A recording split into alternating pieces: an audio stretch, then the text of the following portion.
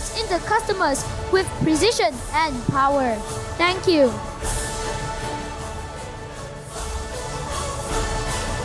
Thanks. Thanks, Zachary. I think he did an amazing job. And he's 11, gosh. But today, I'm excited to be on this panel to host these two wonderful gentlemen because we're going to be talking about a really juicy part of a business, which is sales. And as we all know, sales is the lifeline of a business. So, yeah, this is going to be exciting times. All right, so I shall begin, yeah? Charles and Reeve, the questions for both of you. With your expertise in sales funnel optimization, I'm very curious, what are your insights into the lesser known secrets or gems in this field? And, could you share with us some of your valuable discoveries or insights in these areas? Yeah. Charles, you want to start? Thanks, Erika. And I was amazed Zachary at 11 years old be able to talk so well. Okay, insights on sales funnel. I think the number one thing that as a business, we do not want to sound like a sleazy salesman.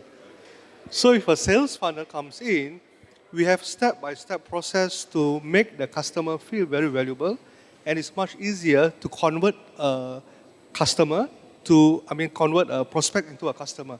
So that is why we build a sales funnel in most businesses. So we do not sound like a sleazy salesman, number one. And I think also sales funnel can have a predictable funnel, meaning the cost that we put in, we know that how much we put in, how much we get in return.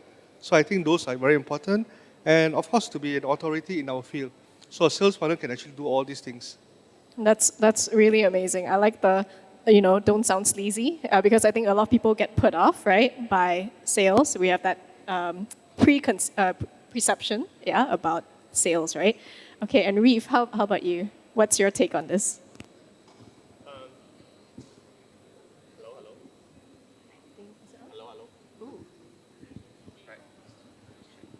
Hello? Yeah. So I think the key of winning online, right, if you want to sell things online, I think the key here is to make sure that there's one quote, okay, which says that the person who can pay the most to acquire a customer wins, right? The person who can pay the most to acquire a customer wins. Because I believe in online, it's all about advertising and marketing and branding. So you need to keep on appearing on people's newsfeed, on Instagram, social media, and a lot of these platforms, right, they require a lot of investment in terms of ads, in terms of getting influencers to advocate your product. So if today you have a good product, good margin, and you have good upsells, cross-sells, and all these things together in the ecosystem, then then obviously you can pay more to acquire customers. So if you can pay more to acquire a customer than your competitor, then obviously you'll be able to scale online profitably. So that's what I believe, yeah. I think we have an issue. Oh, this mic is working. Yes. Okay, I got it. All right. And that's really cool. But how about, so for Reeve, because you mentioned that whoever can pay more, right, can acquire, right? So how about people who are, running the smaller businesses? How would they go about doing that? Yeah. I think end of the day is just back to your offer, because the good thing about growing a business online, I've done so many on the US and Malaysia, and I see that it doesn't matter if your business is small, right? Because you can just put $10 in ads, and if the $10 in ads can give you 5 leads, or let's say just $100, right, can give you 20 leads, and the 20 leads end up one of it will convert to customer, then I mean, depending on what you sell, if you can sell something like $300, $500, then you're getting a 3x or 5x in return, right? So then you can reinvest back your money in putting more ads. Okay, so that's like more like 90% of business grow like this nowadays, I believe, and it doesn't matter if your business is small. It's most important is you need to learn how to market online. Yeah. Amazing. And I hear you on that. This question next is to Charles. Yeah. I would like to we would like to find out, like, what is the specific impact that you've seen on the industries with the implementation or the introduction of sales funnels, into businesses all over Malaysia? Because I know you've been in the business for like 7 years, your company has been around for 7+ years, and you've impacted, like, as I've researched, about 10,000 over like people, training them on how to implement this. So what have you seen in terms of that? Okay, that's a great question. I think companies who have a sales funnel can have a predictable system in place. Because most businesses, I mean, when we first started, we do not know when is our next sales coming in. We cannot predict. And when we cannot predict, how do we hire? And sometimes in a good month, we have so many customers, we cannot deliver. And then when we start hiring, and then the next month, there's no customers, and then these people do nothing in our team. So I think the strongest impact having a sales funnel in a company, it is you can have a predictable system in place. Meaning for the next 3 months, how many customers will I get? In the next 6 months, how many customers can I get? So you can plan your company resources, you can hire people, you can outsource. You have a full control of your business rather than, what should I do this month to close sales in the next month? And of course, I think the bottom line is you have enough cash flow to run a business. So that's very important to have a sales funnel in your company. Wow. Yeah. How many of you here would love to have full control and you know when your next sale is coming? And how many of you like the sound of that in the audience? Yeah, I know I would. Yeah, because no guessing games, that reduces the stress of owning a business. Yeah. How about you, Reef? Like, what have you seen? In terms of like how it has impacted businesses and industries, the idea of like sales, optimizing your sales funnel. I think it just makes getting sales or doing business or making money a lot more predictable, because right now everything can be calculated, and how much you put it in ads, how many leads you get, how many converted in appointments, how many buy your order bumps, your front end, your upsells, your OTO, and in the end, how many even refer more customers to you, or how many come back and keep buying more. So I believe that having a more like growing your business online and making it more predictable, that's a real benefit. Yeah. Very, very cool. All right. And from your perspective, what are the potential consequences that businesses may face if, say, they didn't implement a sales funnel? If they didn't implement the sales funnels. Yeah. It's just say if you choose not to. They just don't make money. Ouch. Because like growing a business online right now is like really, really easy, right? So previously I partnered with a company and we sold a lot of softwares for HR B2B. And what we do is we run ads. Every month we run about 100 to 200,000 of ads. And then we bring to an automated webinar where there's a 3 hours demo on how we use the software, the case studies, the customers' testimonials. And after the webinar, like 10% of them converted, right? So that's the entire like sales process that funnels that we are using for many similar companies and businesses. And if you don't do that, if you just know a little bit of running ads, but you don't know how to optimize, you don't know how to get it, people going in stage by stage, then you just don't make money or enough money. Awesome. I have a curious question for both of you. Have you seen a company that does not require a sales funnel from your experience, like a business or an industry that actually doesn't need it but would benefit from more offline? Have you ever seen those? Yeah, I'm curious. Yeah, a lot actually. A lot of entrepreneurs, a lot of business owners are one-man show. They can have a big company, but they are the one that brings sales. So the moment they do not have a system in their company, the moment they quit or they can't go for holiday because they are bringing sales, but the moment they quit or they are no longer exist in a business, the whole businesses collapse. And I think it's very common that a lot of businesses do not have a sales funnel in place. They don't have a system to acquire a customer. And that's very, very dangerous. So yeah, there's quite a lot, yeah. Okay, so don't find yourself in that situation. Moral of the story, yeah? How about you, Reef? I think the market is getting more competitive right now after MCO, after COVID-19, like many markets open up. And I believe that in previous years, you don't need any of these technical optimizations or stuff like that. but I believe like the sales funnel thing has been around for a very long time. Like even in offline, when you walk into the store, how do they talk and convert you into a customer before you walk out of that store? So I think the pattern of it just changed, but the foundation and the logic of it doesn't change at all. And if you don't do it, I think you will just be outbeat by your competitors. Yeah. Awesome, awesome. Those are really good insights. Thank you for sharing that. Charles, I'm very curious, like, is there an example of, could you share a story of somebody that you've helped, a company that you've helped that actually showed a notable improvement or growth, you know, with your methodologies? Yeah. Sure. Okay. Take a look at property agents. There are so many properties around development in the Klang area, right? So what happened was I went into the company, helped them to build a very simple sales funnel system. So for example, you put an ad on Facebook. So you see Facebook ads, you click on it, and then you consider whether you want to buy the property or not. And if you're really interested, you ask for more information. So that's why you subscribe. And the moment when they have the information, it passes to the sales team, the property sales team, and they will follow up. But the conversion happens when they actually attend the showroom. Does that make sense? So they see the ad from Facebook, all the way, follow up, online, WhatsApp, whatsoever, call. The conversion happens in the showroom where they ask for the booking fee. So that is a simple sales funnel for property agents, and I think a lot of them have evolved to do this simple strategy.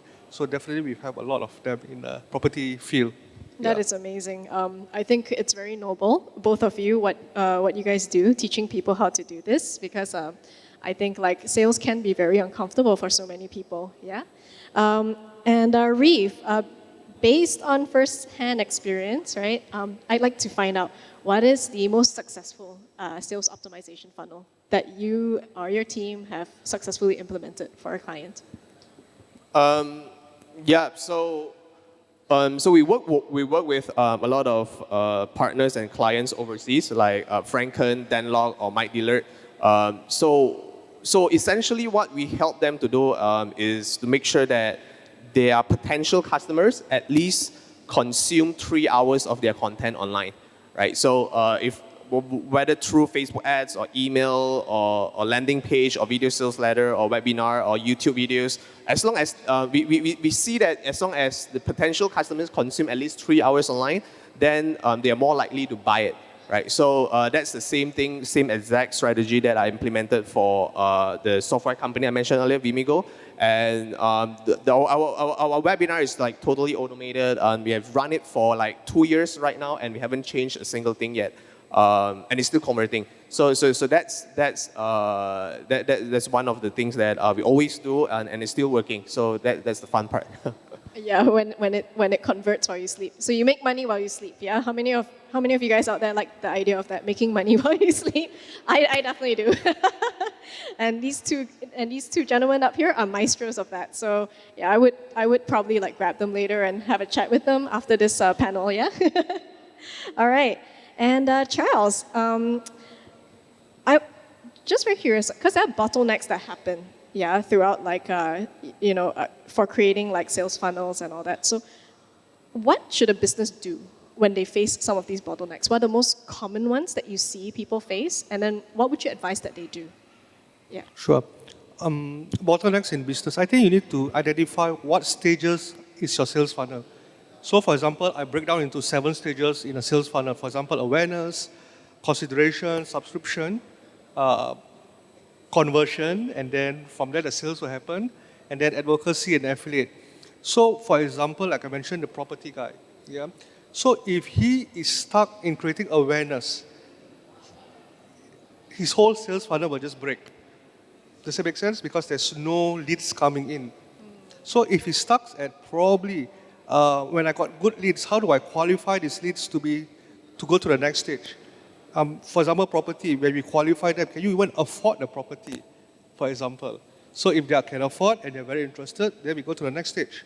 So maybe the next stage will be inviting them to come to the showroom. So when they come to the showroom, the salespeople takes over and, for example, try to do sales talk and convert. but these are the people who are very interested, so they are willing to listen to the sales pitch. Just like webinar, they qualify people whether they're 3 hours or not. So I'm looking at offline.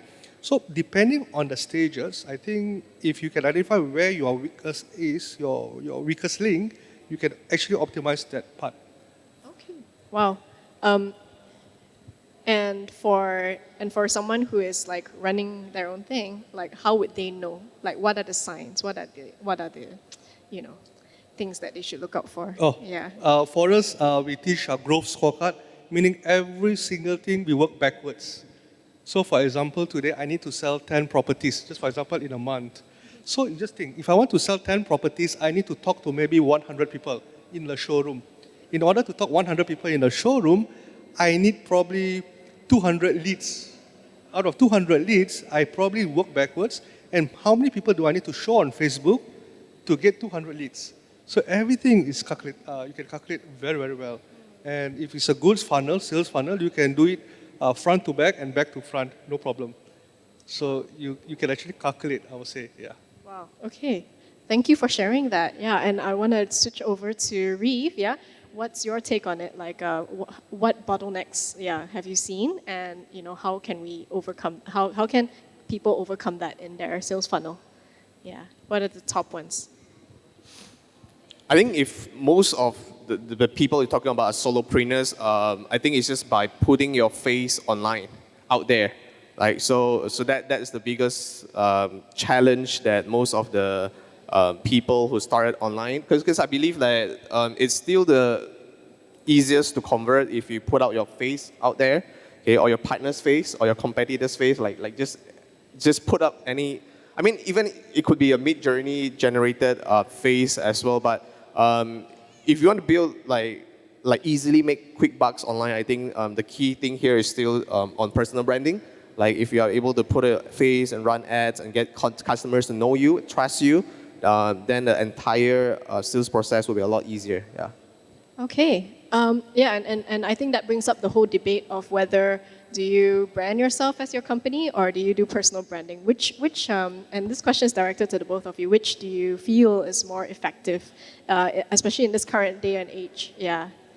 I think it depends on the business model, right? So if your business is more likely to become venture-backed or growing, like stealing it overseas, depending if it's products, then I believe a company branding will be better positioning.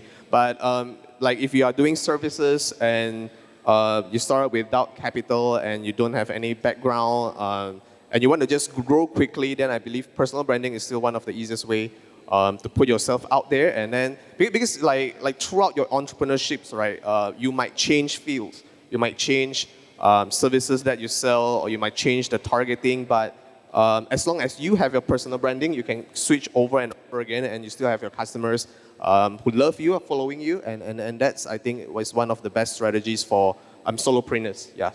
Awesome. And for you, Charles, personal or company brand, like which to one? me, we decided in a very early stage what we want to do. So, for example, we wanted to brand a company because anyone can take over the company and still build a brand. So we focus on the company rather than individual. And I just want to add on this. Yeah, we have a lot of trainers who are so good at what they are doing and they brand themselves. And the moment they stop working, their whole income stops because they can't do that.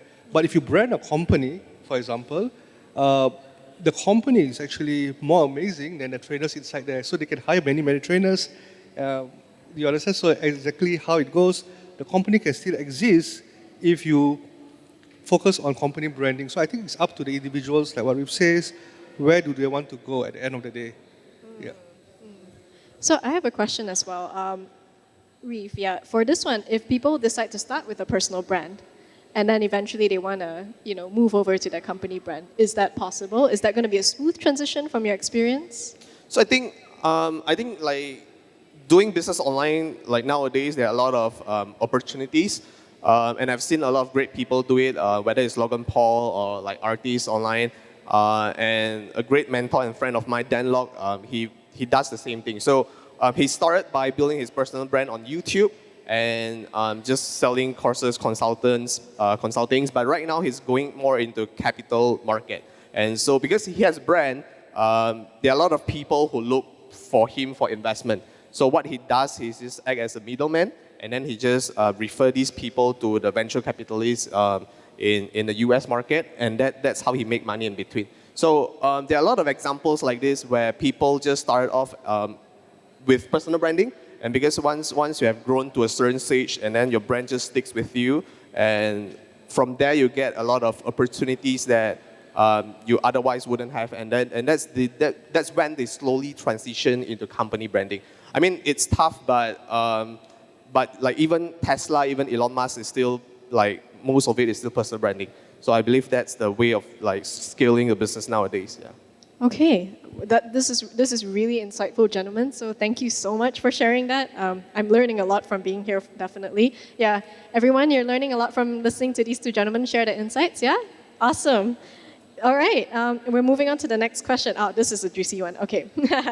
All right. So, in your expert opinions, all right, as we look towards the future, what are two of the emerging technologies or platforms that you believe will have the most significant impact on sales optimization funnels here? Or sales funnel optimizations? Yeah. Charles, shall we begin? You're asking which are the two major platforms? Yeah, which do you believe would create like two in the future that, we need to look at that will actually, be a game changer, I guess, for sales funnel optimization? Yeah. Okay, I think it all depends more towards the customer base rather than the platform. But I will answer your question, which two platforms, right? So if your customer base are people who, depends on the product and the people. So for example, TikTok is so amazing today. You post any video, you get easily 1,000, 10,000 views. Will that be good for my business in training, for example? I would say no. But it's very great for branding purposes. So it depends. You cannot ask me which two are the best. You have to see what specific things you want. So for example, if let's say branding awareness and the right target market, if my target market are TikTok generation, that will be probably there. But I still use Facebook or Meta. It's one of the oldest, I think the kids like Zachary, just now 11-year-old, I don't even think he uses Facebook anymore. But I'm using it all the time because my target market are there. So I think it's all depending on where your target market is or are, and you focus on those platforms rather than trying to always rush for the next big platform that people is always thinking or talking about. So that's my take on it. Okay. So for you, it's looking at who you're targeting, and then that will determine your platform. The platform, correct. Got it. All right. How about you, Reef? What's your take on this? I agree with Charles. Like social media has a lot of opportunities, and it depends on where your audience is. If it's younger, then it's TikTok. If it's more mature, then it's Facebook, or in between, then it's Instagram. And if you ask me about the second software, I would definitely recommend mine. Because I'm building a software called AutomaticSales.ai. So what it does is it's an all-in-one tool. Right? We do email marketing, we do appointments, scheduling, funnels, websites, ads, reporting, like all in one platform. So that's my current venture right now, which is to really go all out in building my softwares. And we already have 500 users right now. So we are going to grow to 10,000 users this year. Yeah. So that's like I mean like a lot of solopreneurs, they started out, they have to subscribe to a certain software. So that's what the vision that we have is to have an all-in-one tool that can fit all people who just like started their business. Yeah. Amazing. That would be very, very helpful for sure for a lot of people. Yeah. And we're going to move on to the next question here. Oh, yes. Based on that, Charles, do you have anything also that you have, in your arsenal that people could come and take a look at? Yeah, because Reef has his sales.ai, right? Yeah. Shameless plug, is it? Shameless plug. Hashtag. I mean, this is a sales. This is about sales funnel, guys. Like, if we're not shameless plugging at some point, there's something wrong here. Yeah, okay. We at DMC, we're doing digital marketing certification. So from certification to TVET, diploma, executive degree to executive masters. So that's the only thing that we do. We focus a lot on training and consultation. Amazing. Yeah. All right. So you guys know who to look out for. That fits your needs, yeah? Awesome. All right. Charles and Reef, now, okay. Yeah, another juicy question. Okay. How do you perceive the role of personalization and customization, all right, when it comes to targeting like diverse audiences? Yeah. Can you share your perspectives about like tailoring it, yeah, and the impact that's going to create? I believe in Malaysia, right, because our population is like 30 millions. So in running ads, I believe that you don't really need any cool settings or personalized settings because like you just run the ads and like the technology is so smart right now that Facebook will auto find the targeted people for you. But I think what you can do as a marketer is on your messaging, your personal, whether it's positioning, personal branding, your messaging, that could help in personalizing to your audience. But in terms of like running ads, I don't there is like just put like broad 30 million population and Facebook will still find the right people for you. Yeah. Awesome. When you talk about personal messaging, what do you mean by that for people who are not sure? Yeah. I think it's just like shouting out to your audience the messaging. So like let's say if you're doing property market and then you just like in your ads just shout out like property agents. This is an opportunity for you, or things like that. So that's what you could do as a marketer. Like you want to personalize, you want to find a great fit. We call it blue ocean. Like things that is not so messy in the market, not so noisy. Like people will look at you. But in terms of targeting ads, there's not much you can do. Yeah. Okay, thank you for sharing that. And Charles, what about you? What are your thoughts on this whole idea of personalization and targeting like audiences? Yeah. I agree completely because Facebook today, YouTube today, I mean, you look at how we browse things, right? When we click on one ad, the next ad will target you to follow you, correct or not? Everything that you will see will just start following you. So I think in that sense, technology has helped us so much.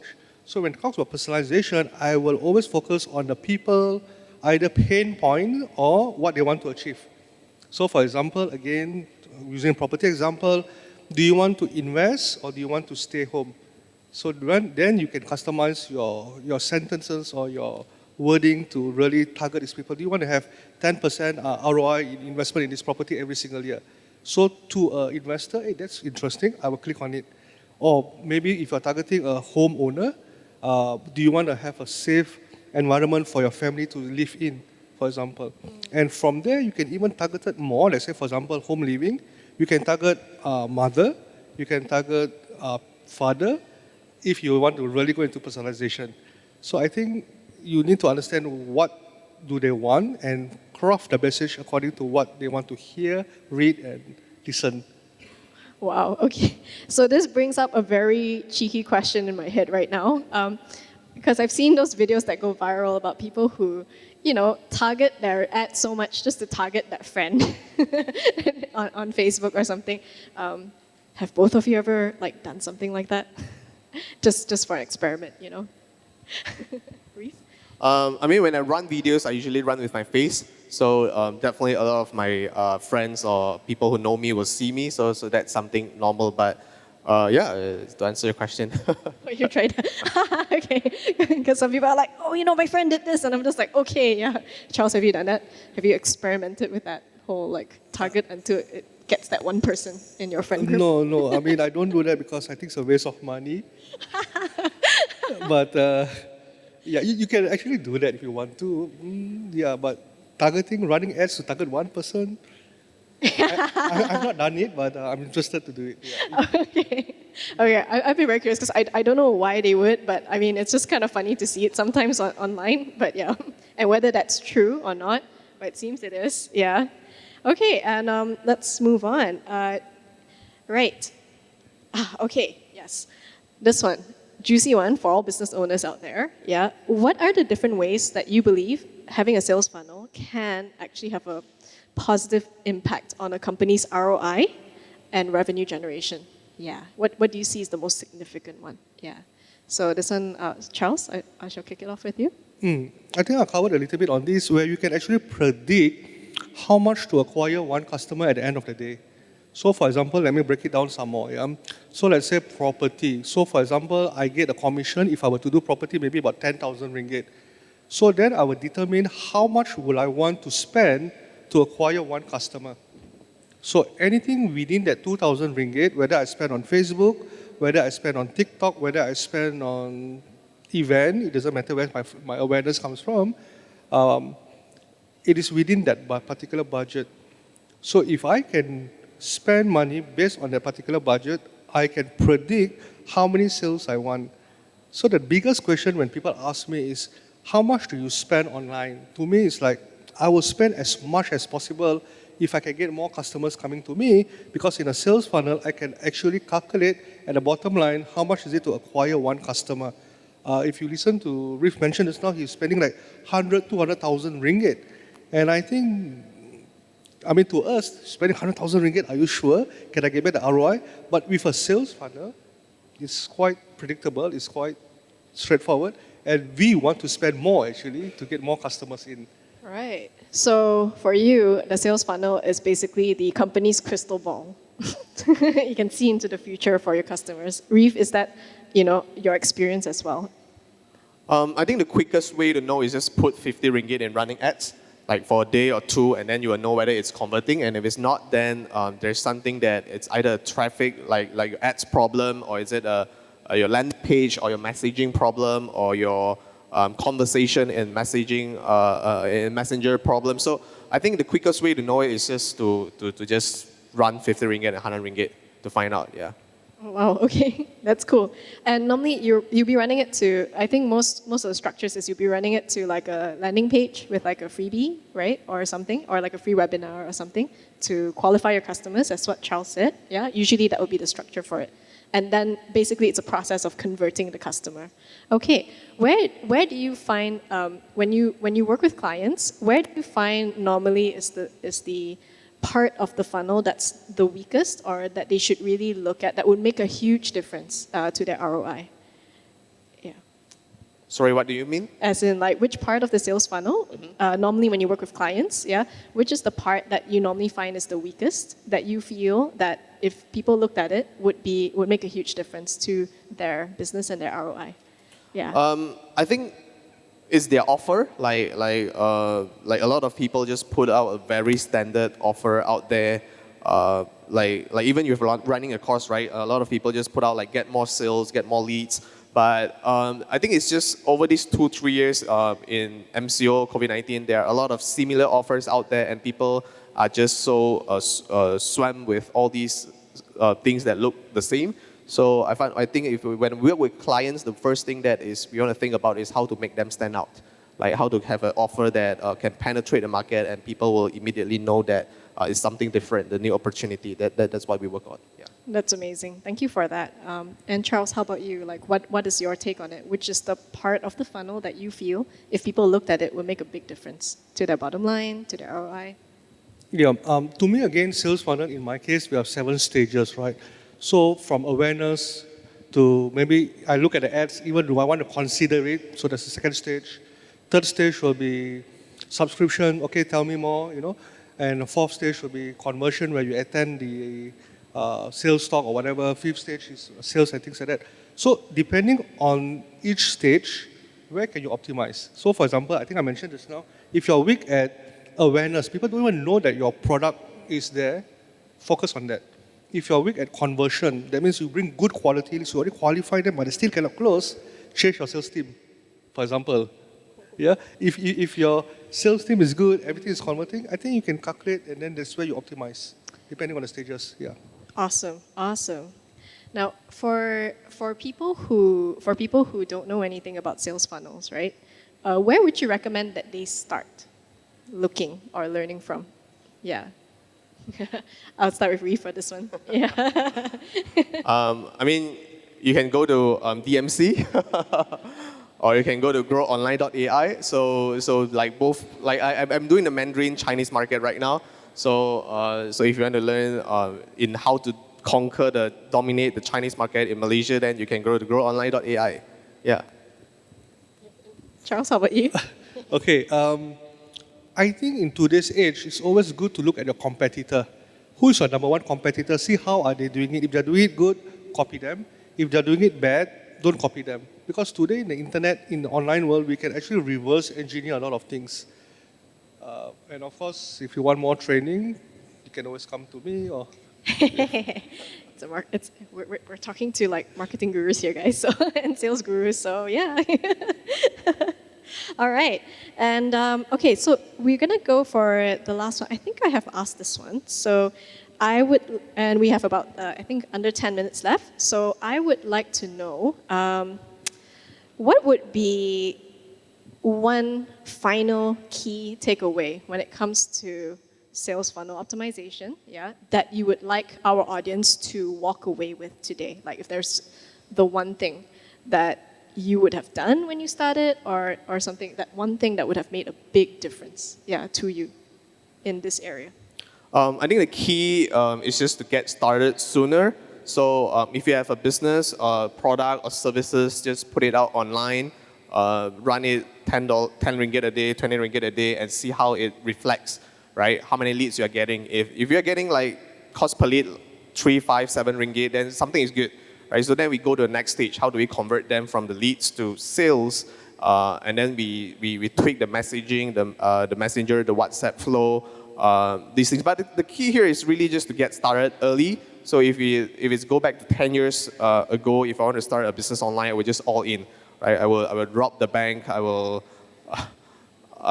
steal money from my family. I don't like just to like start early and put it out there and see how it reflects. And if it's good, then scale it up. Yeah. That is very serious. You're gonna rob people. That's amazing. I have a question to follow up with that one. But before we go into that, Charles, what's your number one thing? Businesses should know how much to acquire a customer. You should know this at the back of your head. And every single marketing, as long as it's within that cost to acquire one customer or below, you can technically print money. Because now you can say that, hey, to get a customer to buy a property cost me 2,000 ringgit. So how many customers you want at a particular month? So you can say 10 times 2,000, you invest 20,000 for marketing. If it's 100, then you invest 100 times 2,000. Does it make sense? However, there are other caveats like your team size. In the property, there are not many buildings that you can sell. So these are different things, but we're talking about sales funnel. If you know the cost to acquire one customer, you can technically print money, I would say. Very cool. Very cool. Thank you. Yeah, both of your sharings have been absolutely insightful. I really enjoyed this panel. And I just want to, just one last thing as well. What would you say to someone who's like terrified to start? Because you're like all in, right? But how about to people who are terrified to start the sales journey, or or to even look at this like this sales funnel optimization? Yeah, what would you tell them? Yeah, Charles. Okay. To me, if you are doing a business or you're starting a business or you're in business, you need to spend for marketing. So if you are not prepared to invest, to test, to optimize your funnel, then I don't think that you are ready to be an entrepreneur right now. I'm going to be very straightforward and harsh. But if you are ready, do take note that it takes time, maybe a month, maybe 2 weeks, depending on your business model, to get the optimized funnel. And if within 3 months you can do this, like I mentioned, you can just say that how much money you want. By the end of the day, you just print more money. Put in more money, and you get back whatever you want. Awesome, awesome. Reeve, how about you? It's very similar to what Charles said. It's just more harsh. Like if you not there to start running ads online, even 50 or 100 ringgit, then just don't start a business. Like there are a lot of more opportunities out there that you don't need to run ads. There's high-paying jobs, but if you want to like play around with this market to see what potential that you can reach, I think like right now it's very easy to just run ads. There's no knowledge in it. You can watch a few videos and then get started. So if you have 100 to 200 ringgit to experiment, that could be it. Yeah. Okay, so experimenting is the key thing, yeah, and just getting started. Thank you both so much. It's been an amazing sharing from both of you. Yeah, I really appreciate it. Ladies and gentlemen, can we please give them a round of applause? Yeah, because this is quite a tricky topic, which even I took some years to try and understand. Yeah, and these guys I think shared so much that it made it more, I guess, accessible for everyone. Yeah, so thank you so much. Yeah, both of you for being here and for spending your time with us. Yeah. All right, before we take pictures, right, I would like to ask the audience, do you have any questions for it, for the panelists out there? Because this is a very interesting topic, you know. Nowadays, right, I mean, I have a few questions of my own, okay, so I'm going to ask them. But right now, I want to ask the audience first, do you have any questions for them? Anyone, just raise it. Okay, anyway, so it looks like none. So I have a question. Since we're talking about sales and marketing, right? Nowadays, let's not even talk about millennial. Gen Z, Gen Alpha, we are all trying to be content creators. I'm pretty sure if you walk out, right, and ask the student, Zachary, what do you want to be, Zachary? I want to be a content creator. Okay, so nowadays, influencer is the word.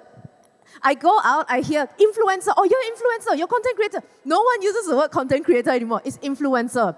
So what do you think, in your opinion, right? Will you hire an influencer to promote your products and stuff like that, whatever it is you're doing, let's say a course. So would you ask an influencer with, oh my God, big following or whatever, would you actually ask them to promote your product in terms of like to get sales? Or that's what most marketing people are doing now, right? So I mean, I'm not a business person, I'm so sorry. That's why I'm just absorbing everything you guys are talking about. And I'm using my surroundings as in the people I know, influencers, content creators, and how whenever we speak, I speak to them and then they'll say, oh yeah, this company paid me this much to promote their products. So do you think it's wise to use influencers to promote your products and sales and stuff like that? So I have a few influencers that are in Malaysia and the overseas market, and most of them are averaging making about 2 to 5 million a year as an influencer. So that is why I believe like a lot of Gen Z get to do what they love and then make money on the side. I think that's fantastic. So from what I see from a business perspective, like if they are making 3 to 5 million a year, that means there are a lot of businesses that are willing to pay, willing to invest in getting their sponsored ads. And I think for business, it's just extra channel, like because we have running ads on Facebook, Instagram, YouTube, and why not just paying influencers? Because like I run ads about 200,000-300,000 a month, right? So I think just like converting some of the amount I spend on ads to getting an influencers to promote my products, I think it's just like adding more channels. So I think it would make business sense, yeah. How about you, Charles? Yes, for me, I think I will use them in the awareness stage in the beginning to create awareness. So depending on influencers, yeah, if they are focused on a particular industry, perfect. I mean, I'll pay definitely much more. But if they are looking into general things, I think the product that they are promoting will determine whether I want to pay them or not. Because at the end of the day, when businesses pay, they always expect the ROI. So to me, if you want me to give an advice to an influencer, focus on the business. How much value can I bring to the business? You will get paid extremely well. Because you can have a lot of eyeball views, but they are not the right target market. They are not going to pay you a single cent. It might sound vanity to certain businesses that it requires this, but to small businesses like mine, which I want conversion, I will not go into vanity. But there are a lot of businesses that I know, especially corporates, especially those huge corporates, they want to say, hey, I want to be number one on social media. I want to have 1 million likes compared to my competitors, so they have 800,000 likes.